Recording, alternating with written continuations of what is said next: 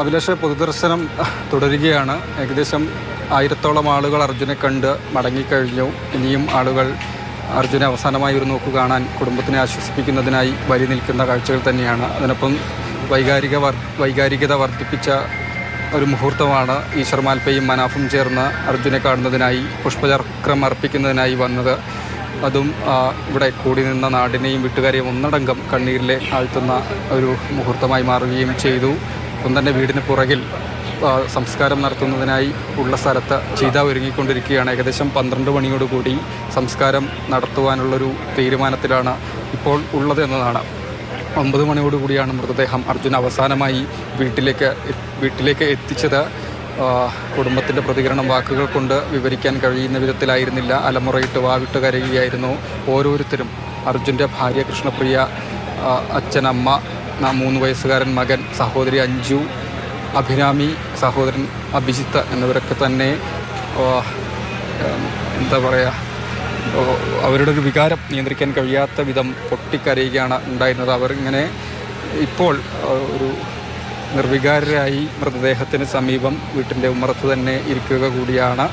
എന്തായാലും നാട് കാത്തിരുന്ന ഒരു ഇതാണ് അർജുൻ്റെ മൃതദേഹം വീട്ടിലേക്ക് കൊണ്ടുവരുന്നതിനായി. അതിനുവേണ്ടി ആയിരക്കണക്കിന് ആളുകളാണ് വഴിയരികിൽ കാത്തുനിന്നതും കണ്ണാടിക്കിലെ വീട്ടിലേക്ക് ഒഴുകിയെത്തിയതും. വഴിയിലുടനീളം കണ്ടത് ആളുകൾ കാത്തിരിക്കുന്നത് തന്നെയാണ്. രാവിലെ 6 മണിയോടുകൂടിയാണ് കോഴിക്കോട് ജില്ലാ അതിർത്തിയായ അഴിയൂരിൽ വെച്ച് വനം മന്ത്രി AK ശശീന്ദ്രനും ജില്ലാ കലക്ടറും ഒക്കെ ചേർന്ന് മൃതദേഹം ഏറ്റുവാങ്ങിയത്. പിന്നീട് അവർ അനുഗമിച്ചുകൊണ്ട് തന്നെ ആംബുലൻസ് വീട്ടിലേക്ക് വന്നു. പുളാടിക്കുന്നിലും ആളുകൾ കാത്തുനിന്നു. അവിടെ ആംബുലൻസ് നിർത്തിയില്ല. വേഗത കുറച്ച് ആളുകൾക്ക് കാണാനുള്ള ഒരു സൗകര്യം ഉണ്ടാക്കി.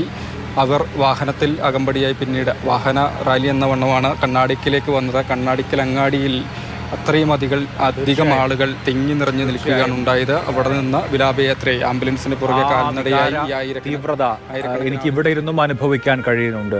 രാഹുൽ, തുടരണം. ഷഹീദ് കൂടിയുണ്ട്. ഷഹീദ് ചിത ഒരുങ്ങിക്കഴിഞ്ഞിരിക്കുന്നു. ഇനി ഏതാനും മണിക്കൂറുകളെന്ന് പറയാൻ കഴിയില്ല, കുറച്ചു മിനിറ്റുകൾ മാത്രമേ ആ വീടിൻ്റെ തണലിൽ അർജുൻ ഉണ്ടാകൂ. പിന്നെ അവസാനമായി ഉള്ള യാത്രയാണ്. ഒരു തിരിച്ചുവരവ് ഇല്ല. അർജുനെ പ്രതീക്ഷിച്ചിരിക്കുകയായിരുന്നു ആ വീട് ഒരുപാട് നാളുകളായി. ഇനി അങ്ങോട്ടേക്കില്ല. എത്ര വലിയ വികാര വായ്പോടുകൂടിയാണ് ആ നാട് അർജുനെ യാത്ര അയക്കുന്നത്.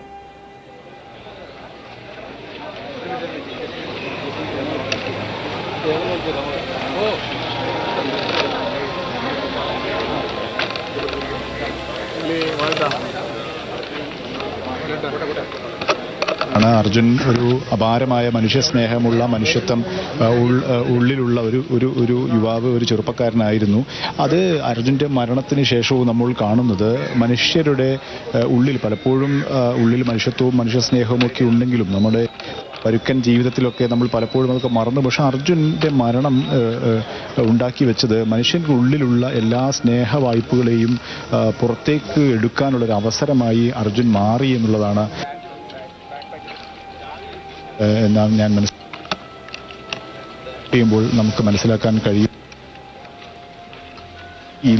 മനുഷ്യരുടെ ഉള്ളിൽ ഒളിഞ്ഞെടുക്കുന്ന എല്ലാവിധ സർവ്വ മനുഷ്യത്വ അനുഭവത്തെയും പുറത്തേക്ക് കൊണ്ടുവരാൻ അർജുൻ വഴിയൊരുക്കി വെച്ചു. അർജുൻ്റെ അപകടം, ദുഃഖകരമായ അപകടം എന്നുള്ളതാണ് മനസ്സിലാക്കുന്നത്. ഈ കർണാടകയിൽ നിന്നും നമുക്കറിയാം ആദ്യഘട്ടത്തിലുണ്ടായിരുന്ന ചില വൈകലുകളൊക്കെ പിന്നീട് വളരെ ധൃതിപ്പെട്ട് പിന്നീട് അത് നടപടിയിലേക്ക് പോകാനുണ്ടായ സാഹചര്യവും കേരളത്തിൽ നിന്ന് ഉയർന്ന അത്യസാധാരണമായ രീതിയിലുള്ള മനുഷ്യത്വപരമായ അന്വേഷണങ്ങളും ഇടപെടലുകളും തന്നെയാണ് എന്നുള്ളത് ഒരു ഉറപ്പായ ഒരു കാര്യം തന്നെയാണ്.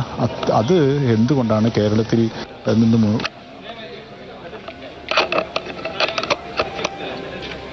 ഇവിടെ കണ്ണാടിക്കലുള്ള അർജുൻ്റെ വീട് അന്ത്യയാത്ര അർജുൻ്റെ എന്ന് തന്നെയാണ്. ഈ ഓരോ ആളുകൾ വന്നുകൊണ്ടിരിക്കും കഴിഞ്ഞു എന്ന് എല്ലാവരും പ്രതീക്ഷിക്കുന്നു. അത് കഴിഞ്ഞു എന്നുള്ള അന്വേഷണം ആളുകൾ എത്തിക്കഴിഞ്ഞു എന്ന് അന്വേഷിക്കുമ്പോഴേക്കും കൂടുതൽ ആളുകൾ മറ്റ് ഭാഗങ്ങളിൽ നിന്നും ഓടി ഇങ്ങോട്ട് വന്നുകൊണ്ടിരിക്കുന്നു. അതായത് ചിത കഴിഞ്ഞിട്ടുണ്ട്. പക്ഷേ ചിതയ്ക്ക് അർജുനെ വിട്ടുകൊടുക്കാൻ ആളുകൾ തയ്യാറാകുന്നില്ല എന്ന് വേണമെങ്കിൽ നമുക്ക് പറയാൻ കഴിയും. ആളുകളുടെ സ്നേഹം വായ്പന് അതിന് വിധേയപ്പെടുക മാത്രമേ വഴിയുള്ളൂ. അതുകൊണ്ട് അത് പൂർണ്ണമായും ആളുകൾ എത്തിക്കഴിഞ്ഞ് അർജുന് അന്ത്യാഭിവാദ്യം അർപ്പിച്ച ശേഷം മാത്രമേ സംസ്കാരം നടക്കുകയുള്ളൂ. ആളുകൾ കഴിഞ്ഞു എന്ന് പ്രതീക്ഷിക്കുമ്പോഴേക്കും കൂടുതൽ ആളുകൾ എത്തിക്കൊണ്ടിരിക്കുന്നു. അവർക്കെല്ലാം അവർ അവസാനമായി കാണാനുള്ള ഒരു സൗകര്യം ഒരുക്കിയിട്ടുണ്ട്. അതിനുശേഷം മാത്രമേ സംസ്കാരത്തിലേക്ക്. ഒരുപാട് ആളുകൾ ഇപ്പോഴും ഒഴുകിയെത്തിക്കൊണ്ടിരിക്കുകയാണ്. വാക്കുകൾ കൊണ്ട് പങ്കുവയ്ക്കാവുന്നതല്ല ആ വൈകാരികത. അർജുൻ നമുക്കിന്നൊരു വികാരമാണ്. കേരളത്തിൻ്റെ നെഞ്ചിലെ നൊമ്പരമായി അർജുനുണ്ട്. ചിത ഒരുങ്ങിക്കഴിഞ്ഞിരിക്കുന്നു.